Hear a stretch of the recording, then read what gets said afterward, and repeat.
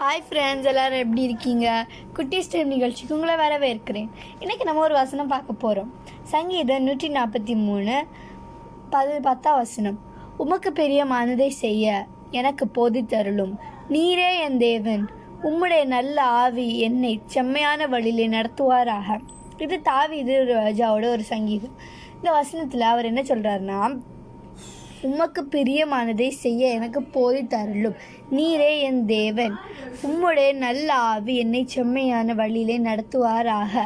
இப்போ சொல்வார், நம்ம செம்மையாக இருக்குன்னு நினச்சாலும் நம்மளால் இருக்க முடியாது. அதனால உம்முடைய ஆவியானவர் அவர் தான் நம்மளை வழி நடத்தணும் அப்படின்னு அவர்கிட்ட கேட்குறாரு. ஏன்னா நான் உமக்கு சித்தமானதை செய்ய என்னால் முடியாது. அதனால் நீங்கள் தான் அதுக்கு ஆவியானவர் நம்மளை என்ன வழி நடத்தும்படி நீங்கள் பொறுப்படுத்திக்கொள்ளணும்னு அப்படி கேட்குறார். அதே மாதிரி தான் நம்ம வாழ்க்கையில் நம்ம நினைப்போம், நம்ம அவருடைய செம்மையான வழியில் நடக்கணும், ஒழுங்கு வழியில் நடக்கணும், எந்த தப்பு செய்யக்கூடாதுன்னு நினைப்போம். ஆனால் நம்ம அறியாமலே நம்ம அந்த தப்புகளை செய்வோம். அதனால தான் நம்ம ஆண்டவர்கிட்ட கேட்கணும், ஆண்டவரே நீங்கள் தான் என் தேவன், பரிசுத்த ஆவியானவர் என்னை வழி நடத்தணும், நான் ஒரு தப்பும் செய்யாதபடி என்னை பொறுப்படுத்திக்கொள்ளணும்னு அப்படின்னு நம்ம கேட்டோம்னா கண்டிப்பாக ஆண்டவர் நம்மளை செம்மையான வழியில் நடத்துவார்.